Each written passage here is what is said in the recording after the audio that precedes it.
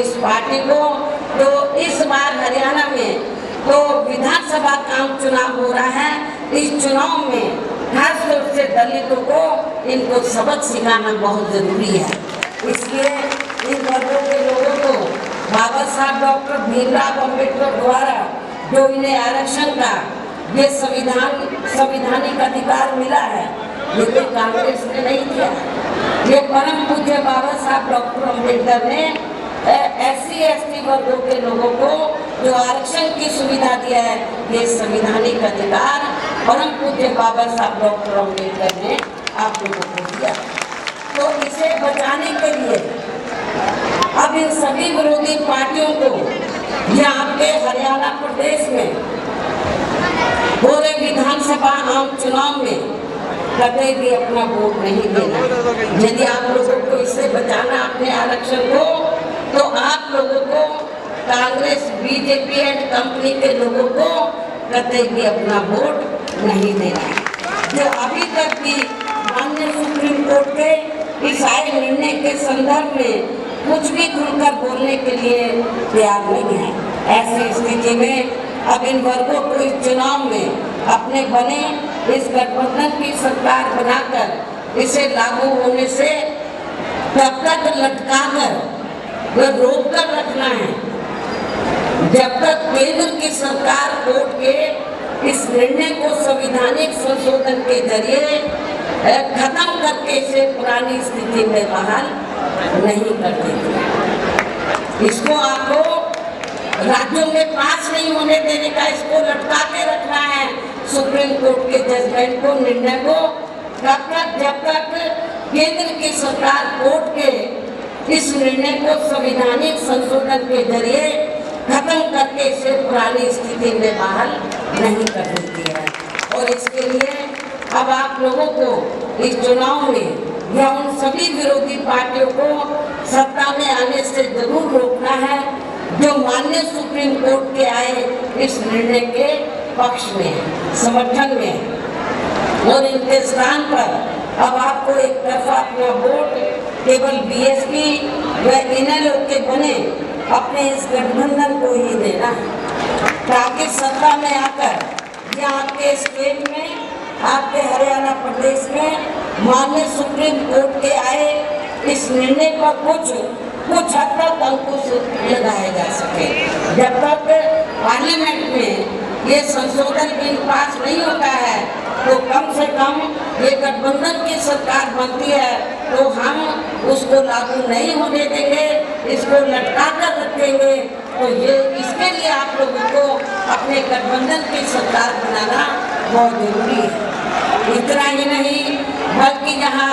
विरोधी पार्टियों की ज्यादातर रही जातिवादी मानसिकता के चलते देश में आजादी के बाद शुरू में केंद्र एवं अधिकांश राज्यों में भी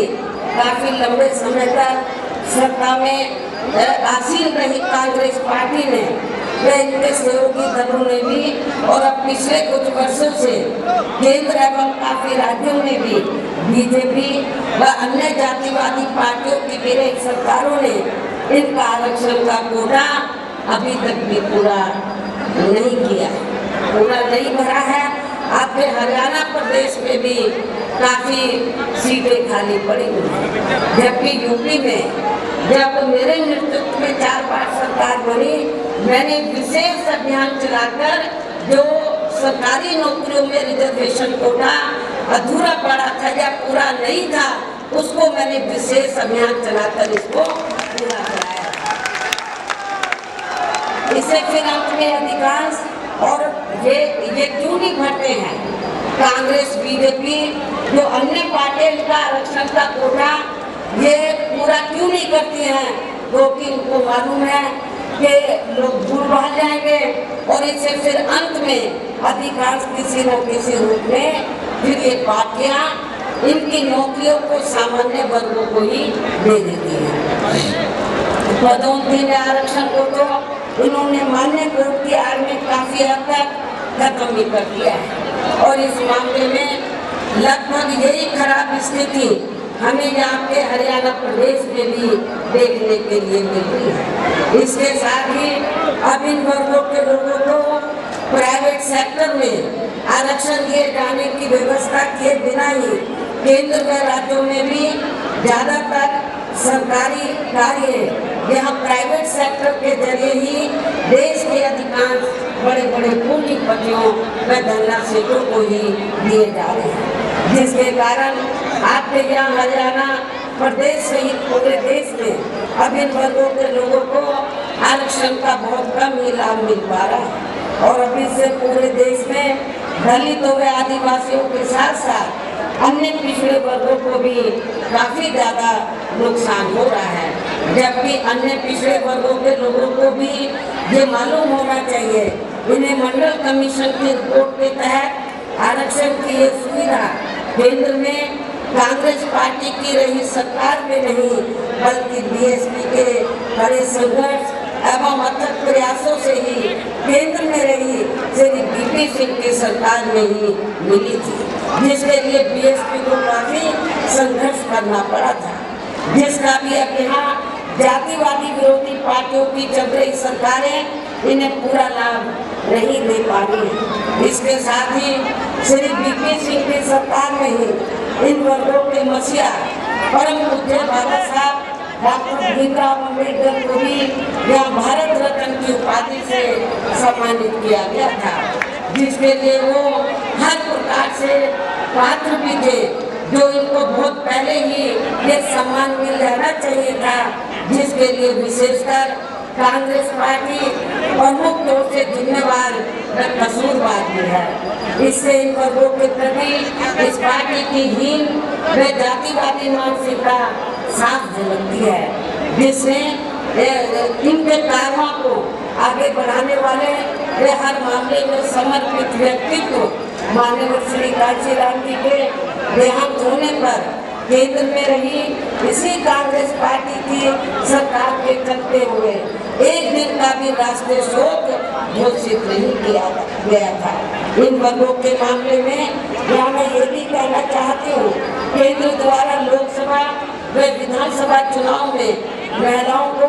जो 33% आरक्षण देने की बात कही गई है, तो उसमें SC, ST व OBC वर्गों की महिलाओं को अलग से कुछ भी आरक्षण नहीं दिया गया है। इसके साथ ही इन वर्गों के लोगों को जुर्म जाति से निजात दिलाने के लिए जो भी नियम व कानून आदि बने हैं, तो उन पर भी केंद्र व अधिकांश राज्यों की सरकारें सही से अमल नहीं कर पा रही है, जिससे अभी हम खासकर दलितों व आदिवासियों के ऊपर शोषण करने वाले लोगों का, अति पिछड़े वर्गों के लोगों के ऊपर भी शोषण करने वाले लोगों का मनोबल और भी ज्यादा बढ़ रहा है। और ये सब हमें यहाँ आपके हरियाणा प्रदेश में भी काफी कुछ देखने के लिए मिला। इसी प्रकार हमें पूरे देश में मुस्लिम व अन्य धार्मिक अल्पसंख्यक समाज के लोगों की भी हालत हर मामले में कोई खास अच्छी नजर नहीं आती है। इतना ही नहीं बल्कि अपर कास्ट समाज में व जाट समाज में भी खासकर गरीब लोगों की भी आर्थिक स्थिति अभी भी यहाँ आपके प्रदेश से पूरे देश में काफी ज्यादा खराब व दयनीय बनी हुई है। इसके अलावा आपके हरियाणा प्रदेश सहित पूरे देश में सब समाज में से विशेषकर यहाँ गरीब, मजदूर, किसान, कर्मचारी, व्यापारी एवं अन्य मेहनतकश लोग भी अपनी विभिन्न समस्याओं को लेकर अभी भी हमें काफी ज्यादा नतीजे नजर आते हैं। और इनमें भी किसान वर्ग तो केंद्र की वर्तमान भाजपा सरकार द्वारा बनाई गई इनकी गलत नीतियों के कारण अब काफी ज्यादा परेशान व आंदोलित भी रहा है और अभी भी है। लेकिन इन सबकी वजह हमारी पार्टी केंद्र में आपके हरियाणा प्रदेश में भी यहाँ तक की रही अधिकांश विरोधी पार्टियों के रही सरकारों की गरीब व किसान विरोधी तथा जातिवादी, पूंजीवादी व संकीर्ण मानसिकता के तहत बनाई गई इनकी गलत नीतियों एवं गलत कार्य प्रणाली को ही काफी हद तक जिम्मेवार मानकर चलती है। और इस मामले में खासकर इनकी गलत आर्थिक नीतियों की वजह से ही आए दिन यहाँ पूरे देश में, आपके हरियाणा प्रदेश में भी गरीबी, बेरोजगारी व महंगाई आदि भी काफी ज्यादा बढ़ रही है। जबकि इस मामले में शुरू से ही हमारी पार्टी केंद्र व राज्यों की सरकारों से भी हर स्तर पर ऐसी नीति अपनाने की लगातार ये मांग करती आ रही है कि देश में कुछ गिने चुने पूंजीपतियों व धनाढ्यों आदि का विकास होने के बजाय बल्कि यहाँ सब समाज में से गरीब व आम लोगों का ही विकास होना चाहिए। तभी फिर सही मायने में यहाँ की आम जनता अपनी गरीबी, बेरोजगारी, महंगाई व अन्य उन सभी समस्याओं से भी काफी हद तक निजात पा सकती है। इसके साथ साथ अभी भी अपने देश में भ्रष्टाचार हर स्तर पर काफी ज्यादा बढ़ रहा है, जिससे आपका अपना खुद का हरियाणा प्रदेश भी अछूता नहीं रहा है। और इन सब का मुख्य कारण हमारी पार्टी आजादी के बाद से लेकर अभी तक केंद्र व देश के अधिकांश राज्यों में तथा आपके खुद के अपने हरियाणा प्रदेश में भी ज्यादातर सत्ता यहाँ गलत पार्टियों में से